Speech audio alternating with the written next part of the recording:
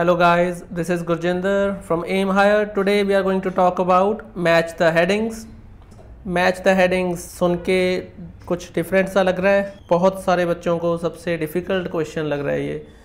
I don't know why but इसमें बच्चे time भी ख़राब कर रहे हैं और सही भी नहीं हो पाता. So without wasting time, we'll jump on to our first trap, which is a very common one. Synonyms and paraphrasing. If you are a beginner, you might not be aware that IELTS tries to hide its answers with the help of synonyms and paraphrasing, which means they use different words or phrases to convey the same idea. वो same words use नहीं करते हैं अपने question में और passage में, वो दोनों जगह information को different बनाने के लिए different words और phrases use होते हैं, लेकिन उनका meaning same होता है. The heading might not exactly match the wording in the passage, but it should capture the same main idea. Heading के words same नहीं होंगे, लेकिन capture करेगा वो same main idea. Fine. अब हमारे पास इसका एक example है, हम passage पढ़ते हैं.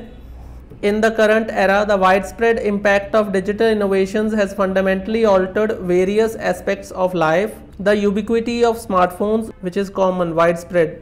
The ubiquity of smartphones, the internet, social media platforms and artificial intelligence has ushered in an age of unparalleled connectivity and convenience. Okay, so जो ये स्मार्टफोन्स, इंटरनेट, सोशल मीडिया ये आया है, ये कौन सी एज में आया है? ये एक नया एज लेके आया है कि जिसमें अनपैरेलल्ड कनेक्टिविटी और कन्वीनियंस है. अनपैरेलल्ड जो पहले कभी नहीं देखी गई. These innovations have transformed communication, work, shopping and access to information. ये सब चीज़ में इन्होंने चेंज लेके आए हैं ये. So transformed is change. As we navigate this era of digital transformation, it is evident that the innovations of our time are reshaping our societies, economies and daily lives in profound and lasting ways. अब यहाँ से मुझे सारे में एक बात समझ आ रही है कि throughout our passage they are talking about something like internet and other technical inventions and they are saying that उनका बहुत ज़्यादा positive impact पड़ा है हम पे. Okay, so अब मैं अपनी headings देखूँगा. Influence of digital innovations on modern life in the 21st century हो सकता है ये. Technological progress and its societal consequences. अब technical progress की तो बात की है, लेकिन its societal consequences, societal मतलब social, society के ऊपर इसके नतीजे क्या हैं. So positive, negative ये ज़्यादा नहीं है. बिकॉज यहाँ पर सिर्फ सोशल कॉन्सिक्वेंसेस की बात नहीं हुई, यहाँ पर और कॉन्सिक्वेंसेस की भी बात हुई है. सो ये थ्रू आउट पैसेज है वो सिर्फ सोसाइटी के ऊपर नहीं है. Okay guys, and then the digital revolution shaping our lives today. और अगर हम अपना पैसेज पढ़ेंगे ध्यान से तो मैं इनको हाईलाइट कर देता हूँ. यहाँ पे स्टार्टिंग में कुछ था altered. It has altered various aspects of life, मतलब इसने चेंज कर दिया है. And then reshaping. सो यहाँ पे जो पैसेज था वो शेपिंग के बारे में नहीं था, वो किस में था? रीशेपिंग. और shaping and reshaping can be different depending upon the options. Fine. अब हमारे पास जो पहला ऑप्शन था वो स्ट्रॉन्गर है, ये दोनों ऑप्शन वीकर हैं. सो इस वजह से हमारा जो आंसर है वो influence of digital innovations on modern life in the 21st century. Clear? Now what is partial matching? जिसमें कुछ ना कुछ स्टेटमेंट मिले लेकिन कंप्लीटली ना मिले. That's what partial matching is. पहले हम इसमें स्टेटमेंट्स देख लेते हैं ताकि हमें अंदाज़ा हो जाए कि हमें दोनों चीज़ें क्या ढूंढनी है. So the holistic benefits of exercise, physical and mental wellbeing. So physical wellbeing की बात भी होनी चाहिए और मेंटल वेलबींग की बात भी होनी चाहिए. So wellbeing is health. Holistic benefits overall. Connection between exercise and diet, leading a balanced lifestyle through exercise and diet. अब यहाँ पर क्या था? एक बैलेंस्ड लाइफस्टाइल भी होना चाहिए और एक्सरसाइज एंड डाइट का कॉम्बिनेशन भी होना चाहिए. सो तीन ऑप्शंस बनी है मेरे पास. On a physical level, engaging in regular physical activity helps maintain a healthy weight, reduce the risk of chronic diseases such as heart disease and diabetes and improves cardiovascular health. So physical की अगर बात करें हम तो अगर हम regular activity करते हैं तो इससे हमारा हेल्दी वेट रहता है, क्रॉनिक डिजीजेस का रिस्क कम होता है, जैसे ये सो यहाँ पर एक चीज़ टिक होती है physical. It also strengthens muscles and bones. अब ऑल्सो का मतलब वही होता है कि इसके साथ ही जुड़ रहा है ये। Furthermore exercise can positively impact mental health. Wow, mental health भी मिल रहा है। By reducing stress and anxiety. Anxiety क्या होती है? बेचैनी।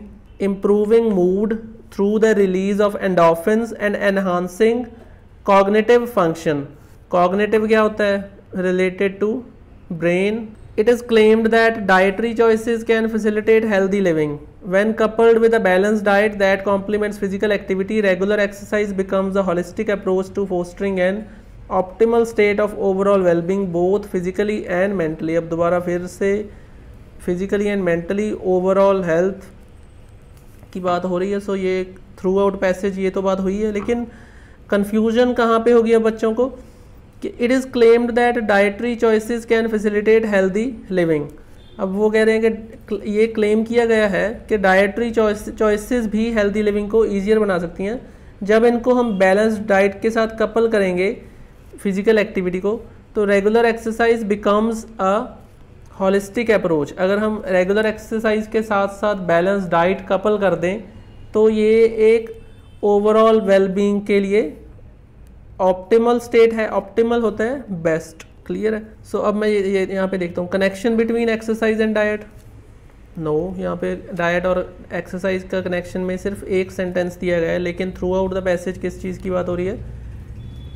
Engaging in physical activity and then exercise also helps in improving mental health.